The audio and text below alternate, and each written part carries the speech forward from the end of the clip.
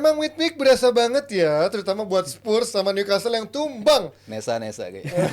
Pun juga Spurs yang bernasib sama, buat Newcastle tenang aja. Kalah bukan berarti butuh banget De Gea kan. Murni karena blundernya Trippier. Gue gak melihat kemarin Newcastle pantas kalah selain karena blundernya Trippier 2 kali yang kok bisa gitu. Pemain seperti dia yang biasanya hampir selalu cukup cerdas, cukup smart. Kemarin 2 kali melakukan kesalahan yang sama.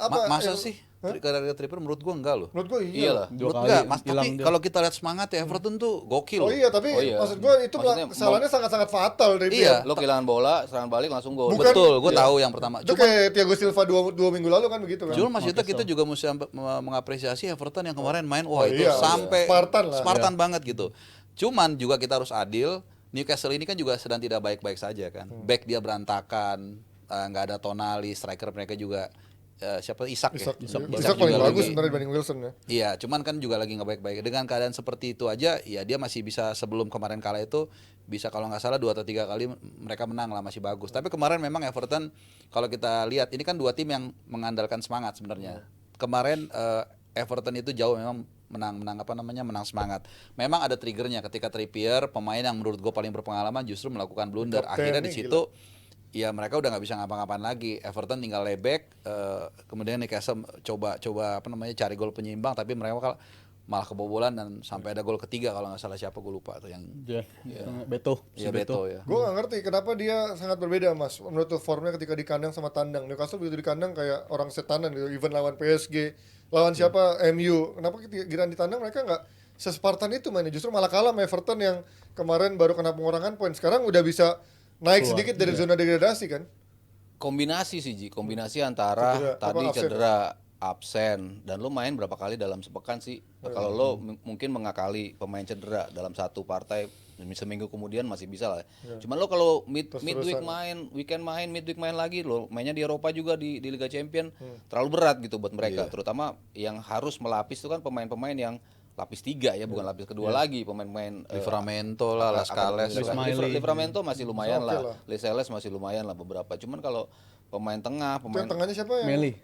Iya itu kan maksud gua di level seperti ini mentalitinya kan belum teruji. Ketika lo mendapatkan blunder dari seorang kapten, mentalnya langsung kena, kelihatan kan, langsung dropnya kelihatan di situ. 3 gol dalam 15 menit, terjadi 3 gol, kolaps gitu. Almiron juga kemarin banyak peluang juga buang-buang. Padahal sepanjang pertandingan sebetulnya mereka ya sama-sama ngotot lah, sama-sama nyoba defense-nya mereka cukup oke. Dan Everton menurut gue banyak justru peluangnya lebih setengah peluang dibanding peluang-peluangnya Almiron dan Bersih Newcastle. Newcastle yang lain. Gordon juga kan. Penyelesaiannya Gordon sayang juga berapa kali harusnya bisa Jadi pengen ngebuktiin banget sih sebagai mantan pemain ya. bisa menjadi gol tapi enggak. Ya menurut gua kalau kemarin lebih dari sisi mental, dari sisi capek, keletihan lo udah memuncak, ditambah lagi mental ketika seorang pemain, notabene pemain terbaik lo, pemain yang lo andalkan, tapi lo membuat sebuah blunder yang menghasilkan gol langsung. Ya gue menyoroti itu ya, faktor kelelahan, karena dari 2 pekan terakhir 4 game dan komposisi pemain selebih dari, terlepas dari kiper, itu pemainnya komposisinya sama-sama itu aja. Bahkan Isak kan juga Isak yang baru sembuh dari cedera, dia langsung ditaruh di starting line up, dia diterus-terusin dicoba begini. Dan kalau kita lihat lawan-lawan sebelumnya, lawan Chelsea, lawan United, itu kan di atas kertas mereka menang, tapi mereka untuk menang di situ ngasih intensitas permainan yang tinggi banget gitu. Jadi gue ngerasa ada efek domino dari mereka, intensitas main begitu tinggi ketika lawan MU, ketika lawan Chelsea, yang sampai ke bawah, sampai di akhirnya puncaknya mereka kolaps di 15 menit terakhir lawan Everton ini. Jadi gue ngeliat emang ada faktor kelelahan yang sangat-sangat merugikan bagi mereka. Dan si pemain muda di lini tengah itu ya sebenarnya beberapa pekan mainnya bagus sih. Luis Maili itu lawan Chelsea mainnya bagus, lawan United juga bisa memberikan penampilan yang oke. Tapi ya kita nggak bisa expect gitu apabila pemain muda bisa menampilkan konsistensi begitu terus. Atau game changer, dia juga bukan game changer soalnya kan. Pada akhirnya lu akan ke-expose dan ini yang terjadi. Tapi kalau gue bilang bisa jadi ini awal dari rentetan hasil buruk dari Newcastle, karena di musim lalu pun walaupun mereka nggak ada di Eropa, tapi ketika masuk ke bulan Desember itu kan mereka juga agak seret untuk golin. Mereka juga ada penurunan form. Jadi bisa jadi di musim ini akan terulang lagi, apalagi sekarang udah ada penentuan di pekan besok, ada penentuan Champions League ya, mereka penentuan di pekan terakhir. Jadi gue ngeliat mungkin ini bisa jadi awal dari rentetan hasil buruk yang akan diterima Newcastle di bulan Desember ini. Newcastle lawan siapa ya? Lawan Spurs kan di pekan ini kan. Kalah ketemu Villa kan. Nah, kita lihat tuh bagaimana Newcastle bisa bertahan menghadapi Spurs yang juga sebenarnya lagi pesakitan. Tapi kalau ngomongin pesakitan sebenarnya gue juga kadang nggak fair ngeliat orang tuh sekarang begitu menjatuhkan Spurs ya, karena di saat banyak pemain Apes kalau menurut gue sih. pemain kuatnya pada absen. Kemarin pun udah ada Romero sebenarnya, tapi masih aja ada apesnya. Itu kemarin Udogi yang melakukan banyak kebodohan juga, sama kayak Trippier. Kemarin juga Udogi berantakan. Sebelum kebobolan yang Udogi blunder, ada nyaris blunder juga tuh Mas, yang dia nyaris kebobolan juga. Menurut tuh kemarin kesalahan apa yang nggak dapat dari Spurs tuh? Nggak bisa manfaatin peluang. Iya sih. Sesimpel itu. Brennan sih, aduh. Ketika lo unggul 78% loh. Possession mereka 78%. Lalu di Derby London itu kan sebuah hal yang dia sebetulnya jauh. Dia tuh peringkat keempat kalau nggak salah dari sisi possession, 56%. City, Arsenal sama Brighton yang ada di atas mereka dengan 58%. Sementara kemarin mereka sampai 78 persen. Mereka menguasai betul semua kanal, mereka pakai untuk bisa ngebuat serangan, buat create chances dari segala macam create chances, tapi nggak ada yang bisa menjadi gol. Itu yang menjadi masalah buat mereka. Sebetulnya apa yang mereka mainin, kan gue selalu memuji ya dari awal nih, ini salah satu pelatih yang memberikan impact yang paling besar menurut gue ya. Dalam artian tim yang tadinya kayak apa di musim kemarin, datang dia 8 kemenangan 2 imbang dalam 10 pertandingan. Itu kan bukan datang tanpa pola, tanpa sistem, tanpa pemikiran. Dan kemarin gayanya itu masih sama dengan gaya mereka yang biasa mainkan untuk mendapatkan hasil-hasil itu. Creating chances-nya, dapat gol pertamanya juga. Cuman ya ketika bayangan dari 4 pertandingan sebelumnya di mana lo mencetak gol lalu mendapat balasan, ditambah lagi West Ham itu kan juga tim yang selalu bisa comeback di beberapa pertandingan, dan khususnya di menit-menit ke 75 ke atas itu mereka biasa melakukan comeback. Kemarin dibuktiin lagi sama West Ham. Jadi gua ngeliat si Spursnya antara mentality yang keganggu ketika mereka selalu bisa mencetak gol tapi akhirnya ke comeback, dengan ketidakmampuan mereka dalam memanfaatkan segitu banyak peluang yang mereka miliki. Jadi itu yang menarik sebenarnya. Mereka walaupun ada pemain cedera, tapi mainnya kan tetap pakai filosofinya si NJ banget. Ya. Tetap dilakuin, tetap dicoba, mainnya tetap berusaha untuk dominan. Walaupun itu bisa jadi yang jadi masalah mereka di 5 pekan terakhir dari hal itu juga gitu. Mereka terbukti bisa golin tapi tetap nggak bisa menghasilkan kemenangan. Unggul lebih dulu selalu pasti di comebackin ya. Selalu bisa unggul tapi nggak bisa menjauh. Itu kan jadi masalah juga. Tapi gue nggak heran karena pemain-pemain ini lebih ke arah personel sih, bukan ke arah luck dong, tapi ke arah personel. Terbukti mainnya tetap bisa jalan kok, sistemnya dia bisa jalanin, tapi personelnya emang nggak fit untuk melaksanakan peran itu. Romero bagus, tapi akan lebih bagus lagi apabila pendampingnya si Mickey van de Ven yang bisa nge-cover error-error yang biasanya dia out of possession, itu bisa di sweeper sama si Mickey van de Ven. Tapi hal itu nggak kelihatan dan bisa jadi dimanfaatin sama tim lawan. Di lini tengah juga Papesar, si Bissouma itu cocoknya kalau main sama si Papesar. Kemarin betul-betul sendiri ya. Iya. Højbjerg nggak bisa. Højbjerg itu ya menurut gua Højbjerg tuh alasan kenapa sebelum di musim ini dia Spurs nggak kepake dan Spurs nggak kemana-mana ya karena lu manfaatinnya pemain-pemain macam Højbjerg ini modal otot doang, makanya Spurs nggak kemana-mana. Tapi setelah dia akhirnya dimainin lagi ya nggak menang juga, dan Bissouma kelihatan agak kesulitan juga, dia agak lebih overcomplicated mainnya apabila dia gabungnya sama si coverage-nya banyak banget sama si Højbjerg, dia lebih overcomplicated. Jadi gue lebih ngarahin Chelsea sih juga menurut gue biasa aja loh, karena sebelumnya banget. dia nyetak gol ya. Cuman gue melihat secara involvement of the game-nya sama dia keterlibatan untuk bantu track back tuh nggak ada gitu kan. Iya betul, dan gue lihat permainan dia lebih terlalu stylish lah kalau gue bilang, terlalu stylish dia megang bola, kadang decision makingnya juga kadang bukan pilihan terlalu tepat, dan ditambah Son itu kan ya gue ngeliat walaupun si Maddison baru datang tapi dia bisa bangun chemistry yang bagus banget sama si Maddison,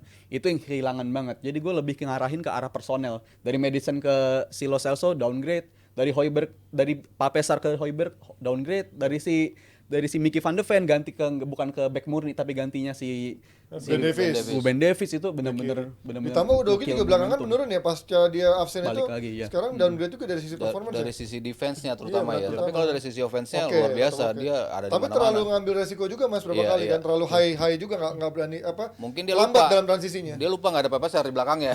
Biasanya sweeper itu yang lapisin dia. Cuman kalau gua lihat kemarin di pertandingan yang gua sorotin tuh 2 pemain di depan di antara si Homingson.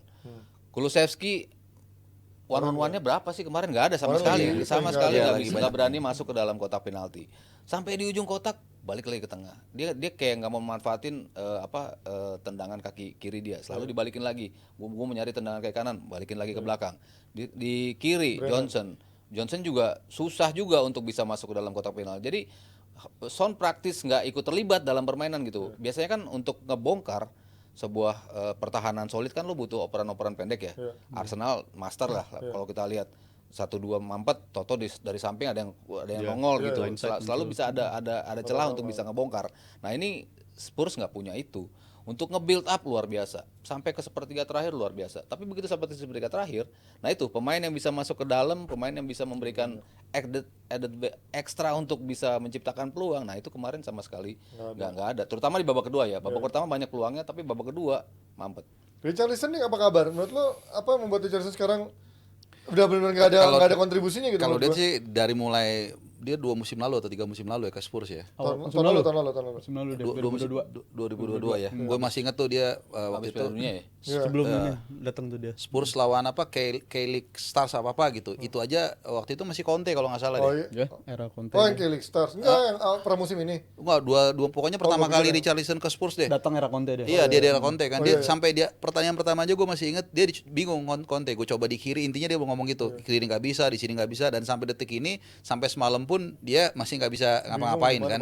Nah, oke, Spurs kehilangan Kane, tapi mereka bisa bagus, bisa bangkit dengan adanya Madison segala macam tadi udah diterangin. Tapi at one point tetap tim nggak mungkin tanpa striker yang bagus. Makanya terakhir gue baca Spurs sudah mulai nawar si Vlahovic nih, nggak tahu jadi atau enggak. Oh rebutan sama Arsenal dong. Ya Arsenal sama MU juga. Enggak, MU nggak usah.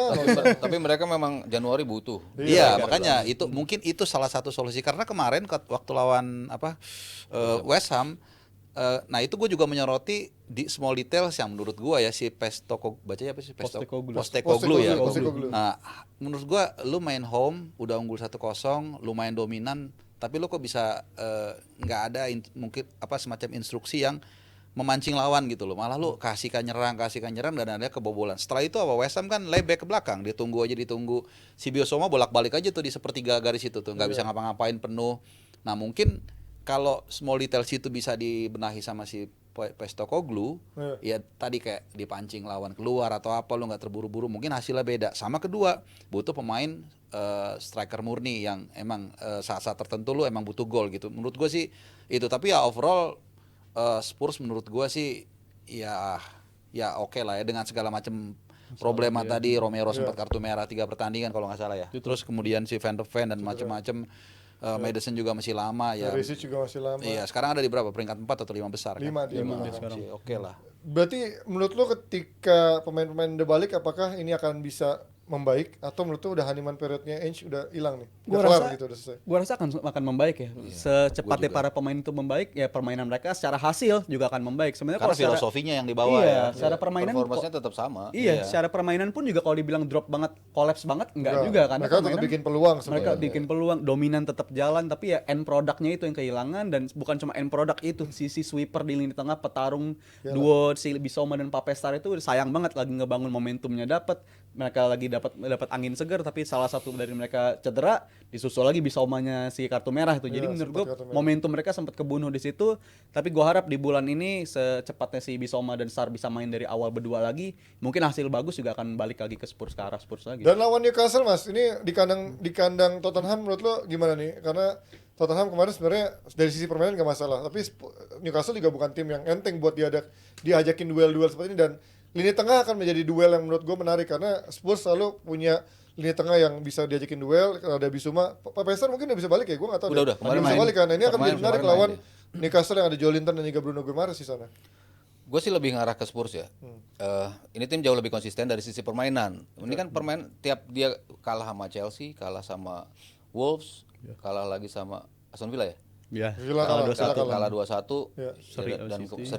seri sama si City dan kalah sama West Ham kan nggak jelek permainannya. Nggak jelek. Selalu bagus, selalu ya itu tadi yang apa dibawa Postecoglou diterapin kok sama pemainnya semua. Bongkar pasang pemainnya ganti aja. Kan dia selalu bilang terlalu banyak pelatih di Premier League yang beralasan dengan cedera pemain. Semua mengalami kok. Tapi ya udahlah, yang ada pemain seperti ini ya gue mainin. Nah, dia tetap bisa mempertahankan skema dia di setiap pertandingan. Jadi gue ngelihat inkonsistensi si Newcastle dengan begitu banyak yang cedera, juga di midweek mereka keganggu dengan harus main lawan AC Milan, harus menang juga untuk dapat peringkat ketiga lah paling enggak lah. Untuk lolos siapa tahu bisa lolos, siapa tahu si Dortmund berbaik hati ngalahin PSG ya bisa aja gitu kan. Cuman kan kalau si Spursnya kan sama sekali nggak keganggu agenda midweek di Eropa. Jadi ya peluang untuk bisa menang gue lebih ngeliat ke Spurs. Lo gimana ngeliat Newcastle lawan Spurs? Gue sepakat Spurs dominan, mungkin favorit untuk menang di pertandingan besok. Dan kalau dari POV-nya si Newcastle, mungkin pertandingan besok salah satu pertandingan yang sebaiknya dilepas dulu aja deh. Karena Off tuh point of view ya. point of view. Gue udah tau duluan gue. Zaman Paham, sekarang. paham sih. Langsung mas gitu. Males banget tadi di sini. Ini Newcastle mungkin ini salah satu one of those games yang seharusnya dilepas aja, karena kalau secara resiko ya kalau kalah di sini lu masih bertengger di 6 besar 7 besar, kalau lu masih aman, masih touching distance sama area 4 besar lah. Ini kan penting banget pertandingan bagi lu, hidup dan mati lu di Champions League. Jadi menurut gua mereka sebaiknya istirahatin aja pemain-pemain yang udah 2 minggu ini dimaininnya itu terus. Ya pemain-pemain muda sih mau nggak mau, karena Nggak ada pemain-pemain pilihan, seniornya nggak ada pilihan buat dicoba. Jadi gue tetap menjagokan Spurs untuk bisa kembali ke track kemenangan. Mungkin akhirnya besok Spurs bisa menang dan Newcastle pas. Iya, gue rasa sih ya udah hampir terangkum. Iya. Iya, karena Ulang ya itu dulu. tadi lebih sibuk kan si Newcastle-nya, Spurs-nya juga. Laga hidup mati juga ya. Iya, Spurs-nya juga masih sebenarnya main dengan gaya mereka. Ya kemarin ada small details yang gue bilang kesalahan, mungkin ya itu nggak akan dilakukan lagi oleh Postecoglou dan main lagi di kandang. Jadi gue rasa sih ya Spurs menang lagi lah. Kemarin tuh Son nangis nanti bukan karena cedera kan? Apa karena dia kesel aja? Cedera kayaknya. 8 menit 87 kan ditarik. Emang usah kalau dia cedera, Richarlison dong yang main siapa? Mau nggak mau. Iya, siapa lagi? Mau nggak mau. Tapi precaution begitu dia ngerasa ini langsung ditarik. Oh, Emang, antisipasi iya, biar dia nggak antisipasi. makin parah dan mungkin bisa main ya buat di weekend ini. Kalau di Fantasy League 75% tuh. Waduh, jadi masih mungkin main tuh. Kalau gue jadi Fantasy League pasti nggak gue mainin tuh daripada ntar nggak ada kan anjing. Resiko banget. Gimana Mas prediksi skor Newcastle Spurs Newcastle Kayaknya akhirnya menang Spurs sih. berapa? Dalam ya tipis sih. Tipis. Tipis. Lo? Gue 2-0 Spurs, Wih, clean sheet dan menang. mantap. Lo? Gua lebih dari 1 ya. Mungkin 2-0 bisa 3-0. Pokoknya Spurs menang lah. Wih, cukup pede. Iya. Oke, kita akan lihat nanti bagaimana Spurs menghadapi Newcastle, hadirkan hiburan yang seru buat kita dan kita akan mengulasnya di hari Senin besok dan kita akan kembali dengan topik dari MU TV.